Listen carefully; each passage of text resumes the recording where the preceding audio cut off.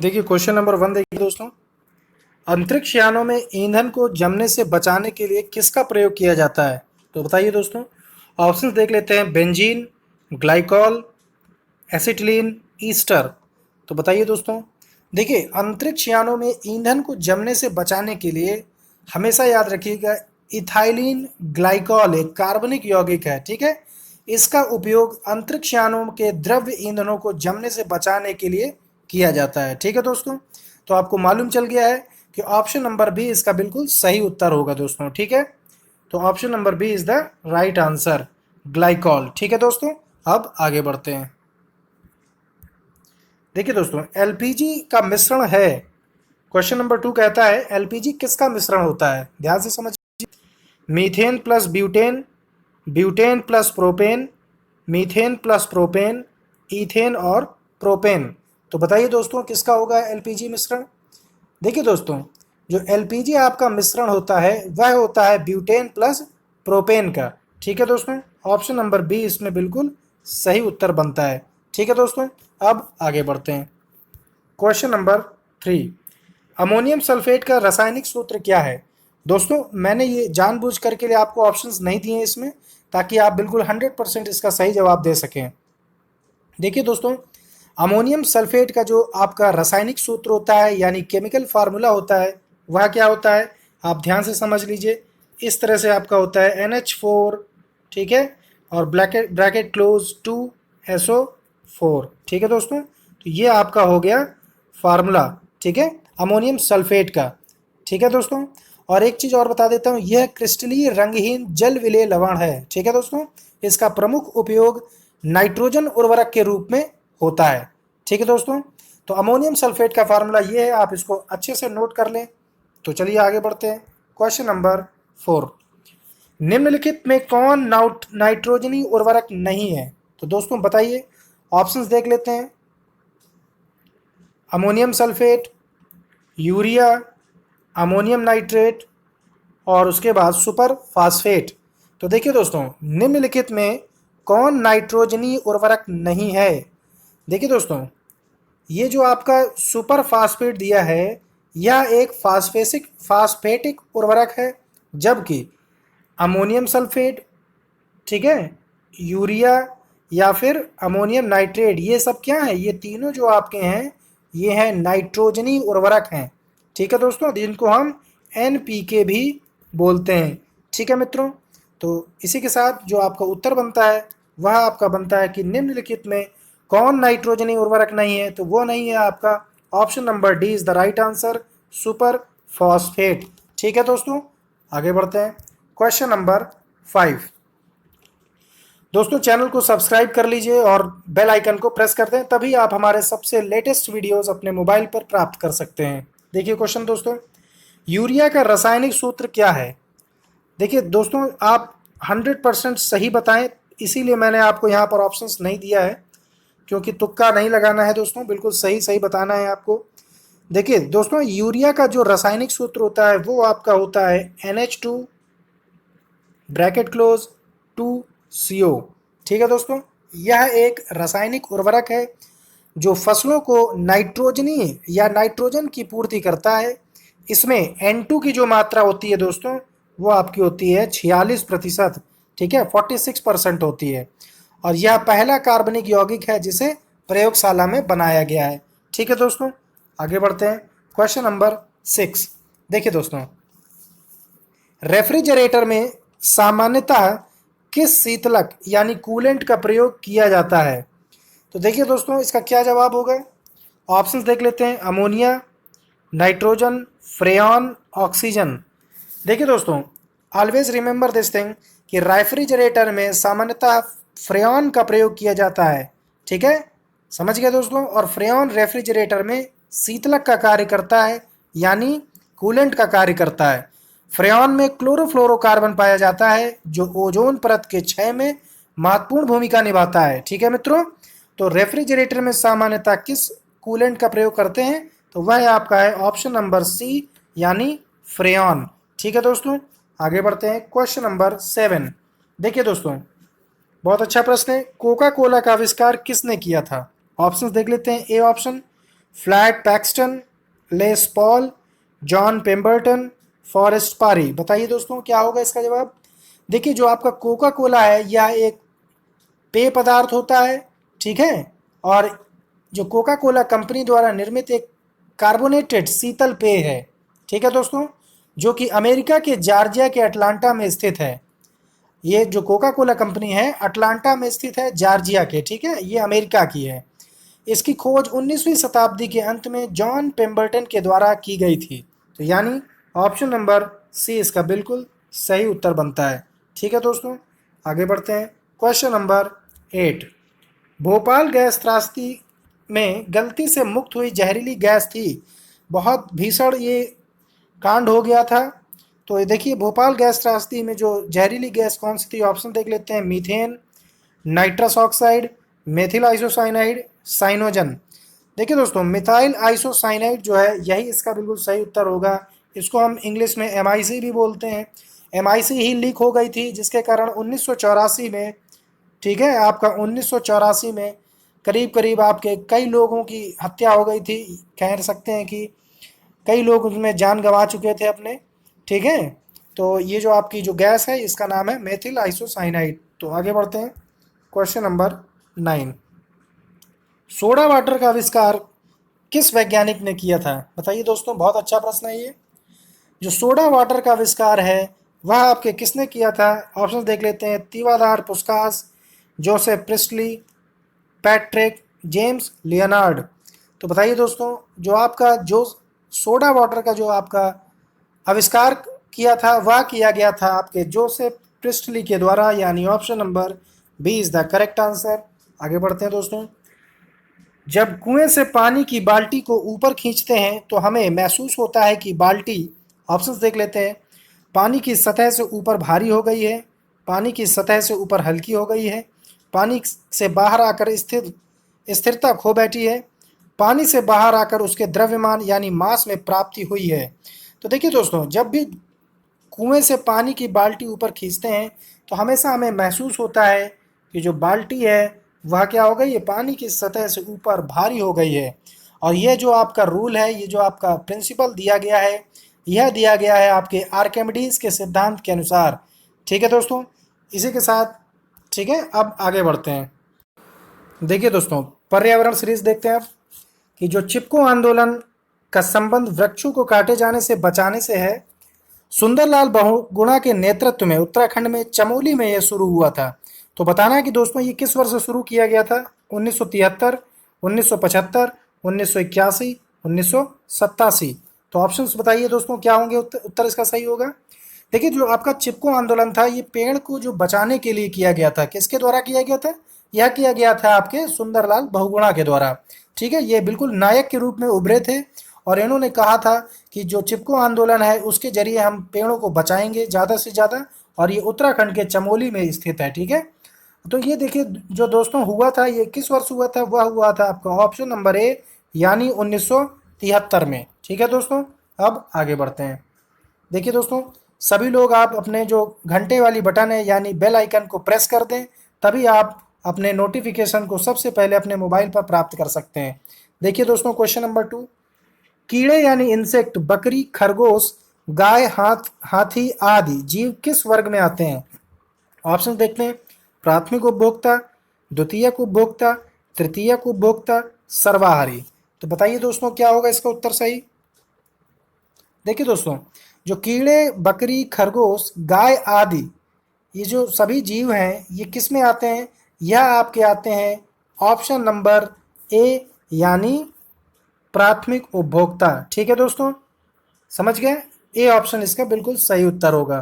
तो चलिए आगे बढ़ते हैं। Question number 3।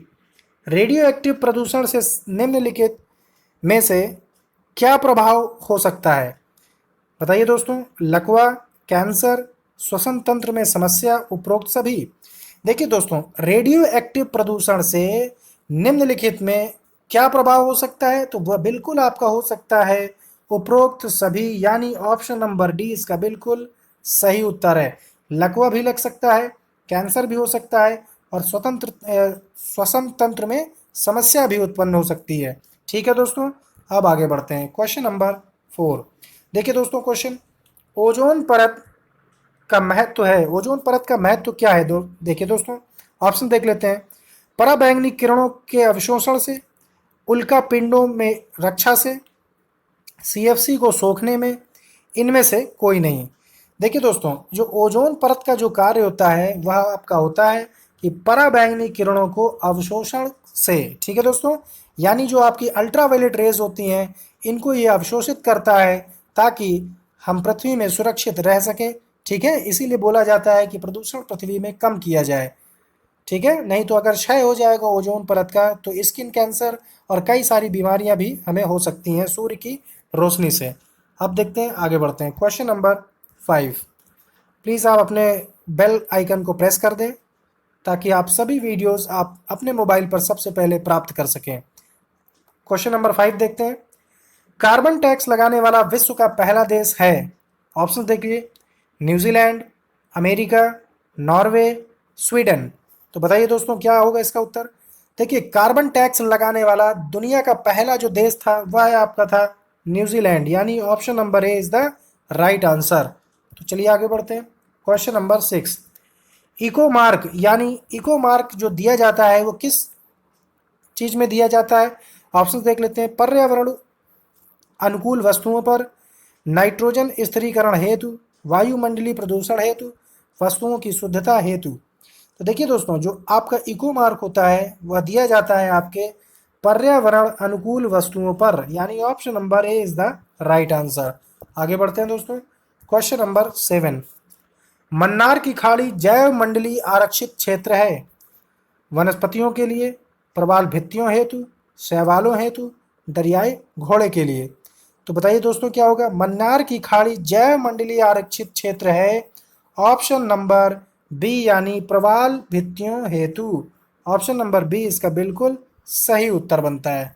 ठीक है दोस्तों, अब आगे बढ़ते हैं। क्वेश्चन नंबर 8, देखिए दोस्तों, संपूर्ण जीव मंडली पर इस पारिस्थितिकी तंत्र यानी इकोसिस्टम असंतुलित हो गया है, इसके कारणों पर विचार कीजिए। देखिए क्या क्या कारण है जो इकोसिस्टम डिसबैलेंस हो चुका है, तो ये भी आप समझ लें पहले। ऑप्शन देख लीजिए। ग्रीन हाउस गैसों में प्रभाव में वृद्धि से, अम्लीय वर्षा से, भूतापन एवं वन विनाश से, उपरोक्त सभी से। देखिए दोस्तों, अगर हम ग्रीन हाउस गैस को प्रभाव से वृद्धि होगी तो भी समस्याएं हो जाएंगी। ठीक है, तो और अम्लीय वर्षा से भी समस्या होती है, भूतापन यानी वन विनाश से भी होती है। तो ऑप्शन नंबर डी इसका बिल्कुल सही उत्तर जाएगा। ऑप्शन नंबर डी, ये सभी समस्याएं इकोसिस्टम को डिसबैलेंस कर देती हैं। ठीक है दोस्तों, आगे बढ़ते हैं। क्वेश्चन नंबर 9, पर्यावरणीय संरक्षण हेतु भारतीय संविधान में प्रावधान किस संशोधन द्वारा किए गए हैं? ऑप्शन देखते हैं। 24वें संविधान संशोधन, 44वें संविधान संशोधन, 52वें संविधान संशोधन और 42वें संविधान संशोधन। तो बताइए दोस्तों क्या होगा इसका सही उत्तर? देखिए, जो आपका पर्यावरणीय संरक्षण हेतु भारतीय संविधान में जो प्रावधान किया गया है वह किया गया है ऑप्शन नंबर डी, यानी 42वें संविधान संशोधन के तहत। ठीक है दोस्तों, आगे बढ़ते हैं। क्वेश्चन नंबर 10, अगर आपको सेशन पसंद आता है तो प्लीज़ आप दोस्तों आप चैनल को सब्सक्राइब कर लें और अपने मित्रों में शेयर कर दें और एक लाइक भी दे सकते हैं। ठीक है दोस्तों, देखते हैं। भारत में सर्वाधिक मैंग्रोव वनस्पतियां पाई जाती हैं? ऑप्शन देख लीजिए। मालाबार तट, सुंदरबन, पश्चिमी घाट, इनमें से कोई नहीं। तो देखिए दोस्तों, भारत में सर्वाधिक मैंग्रोव, ठीक है, वनस्पतियां पाई जाती हैं वह आपकी कहाँ पर पाई जाती हैं? वह पाई जाती हैं आपके सुंदरबन में, यानी ऑप्शन नंबर बी इसका बिल्कुल सही उत्तर बनता है दोस्तों। ठीक है दोस्तों, इसका जो सुंदरबन है यानी B option is the 100% correct answer. ठीक है दोस्तों, क्वेश्चन नंबर 1 देखिए दोस्तों, हिंदी वर्णमाला में कुल वर्णों की कितनी संख्या होती है? ऑप्शन देख लेते हैं। 52, 51, 52, 53, 54। तो बताइए दोस्तों क्या होगा? देखिए, जो आपके हिंदी वर्णमाला है उनकी टोटल जो संख्या होती है वह आपकी होती है 52। ठीक है दोस्तों, 52 टोटल होते हैं और जो आपके 33 होते हैं वो होते हैं आपके व्यंजन और 11 क्या होते हैं? वो 11 जो होते हैं वो आपके होते हैं स्वर। ठीक है दोस्तों, आगे बढ़ते हैं। क्वेश्चन नंबर 2, अल्प प्राण ध्वनियाँ व्यंजन वर्ग के किस से संबंधित हैं? दूसरा चौथा, दूसरा तीसरा, पहला तीसरा पहला चौथा। तो बताइए दोस्तों क्या होगा इसका सही उत्तर। तो देखिए दोस्तों, जो अल्प प्राण ध्वनियाँ होती हैं वह संबंधित होती हैं आपके ऑप्शन नंबर सी यानी पहला और तीसरा से। अगर यहीं पर प्रश्न कर लेता है आपसे कि महाप्राण ध्वनियाँ जो होती हैं, महाप्राण, वह किस वर्ग से संबंधित होती हैं, तो जो महाप्राण ध्वनियाँ होती हैं वह संबंधित होती हैं दूसरा और तीसरा से, सॉरी दूसरा और, यहाँ पर दूसरा और चौथे से होगा, ठीक है, ऑप्शन नंबर ए से होगी। समझ गए दोस्तों। तो अगर जब आपसे महाप्राण की पूछा जाएगा तो दूसरा चौथा, और अगर अल्प प्राण का पूछता है तो पहला और तीसरा। ठीक है दोस्तों, आगे बढ़ते हैं। क्वेश्चन नंबर 3, इनमें से विसर्ग है, बताइए दोस्तों क्या होगा विसर्ग। देखिए जो आपका विसर्ग होगा वह होगा ऑप्शन नंबर सी, ठीक है, ऑप्शन नंबर इसका सी बिल्कुल सही होगा, विसर्ग होगा ये, ठीक। आगे बढ़ते हैं। क्वेश्चन नंबर 4, 11 लावा हैं, बताइए दोस्तों, ऊष्म व्यंजन, संयुक्त व्यंजन, अंत्यस्थ व्यंजन, इनमें से कोई नहीं। तो बताइए दोस्तों क्या होगा सही उत्तर। 11 लावा जो होते हैं आपके, ये कौन से व्यंजन कहलाते हैं, यह आपके कहलाते हैं, सोचिए थोड़ा सा, यह आपके कहलाते हैं अंत्यस्थ व्यंजन, यानी option number C is the right answer. तो चलिए आगे बढ़ते हैं। क्वेश्चन नंबर 5, ऊष्म व्यंजन के उदाहरण हैं, ऑप्शंस देख लेते हैं कि ऊष्म व्यंजन के उदाहरण क्या हो सकते हैं, श, श, ह या उपरोक्त सभी। तो जो आपका ऊष्म व्यंजन होता है यह तीनों होते हैं, यानी उपरोक्त सभी, option number D is the right answer. आगे बढ़ते हैं दोस्तों। क्वेश्चन नंबर 6, ना का उच्चारण स्थान है, तो बताइए दोस्तों क्या होगा। बहुत अच्छे प्रश्न है दोस्तों, इन सभी को आप करते चलिए, ये टेट स्पेशल सीरीज चल रही है। देखिए दोस्तों, तालव्य, मूर्धन्य, दंत, इनमें से कोई नहीं। तो जो आपका ना का जो उच्चारण स्थान होता है वह आपका होता है ऑप्शन नंबर सी यानी दंत।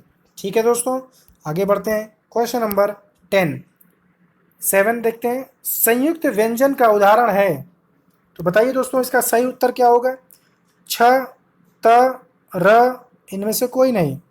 तो देखिए दोस्तों, जो आपका संयुक्त व्यंजन होता है वह क्या होता है, छ, त्र, ज्ञा, री, तीन होते हैं, चार होते हैं, ठीक है दोस्तों।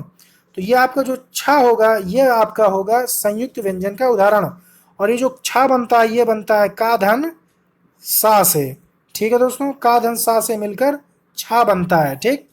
आगे बढ़ते हैं। क्वेश्चन नंबर 8, अयोग व वर्ण हैं। देखिए दोस्तों, सबसे पहले हम ये समझेंगे कि अयोग व वर्ण होते कितने हैं। अयोग व जो वर्ण होते हैं वो आपके दो होते हैं, वो कौन कौन से होते हैं, एक होता है अंग और एक होता है आहा, ठीक है दोस्तों, यानी option number C is the right answer, A एवं बी दोनों। क्वेश्चन नंबर 9, किस भाषा की देवनागरी लिपि है, ऑप्शंस देख लेते हैं, हिंदी, उर्दू, फारसी, उपरोक्त सभी। तो जो आपकी हिंदी जो होती है इसकी जो है देवनागरी लिपि होती है, ठीक है, इसकी लिपि कौन सी है, देवनागरी, जिसका विकास ब्राह्मी लिपि से होता है, ठीक है दोस्तों, यानी option number A is the right answer, Hindi. आगे बढ़ते हैं दोस्तों। क्वेश्चन नंबर 10, अयोग व वर्ण की कितनी संख्या होती है, दोस्तों अभी मैंने आपको बताया था इसी वीडियो पर, 1 2 3 4। अयोग व वर्ण जो होते हैं वह आपके होते हैं दो, ठीक है, एक होता है अंग और एक होता है आहा, ठीक है दोस्तों। इसी के साथ ही क्लास समाप्त होती है। नमस्कार।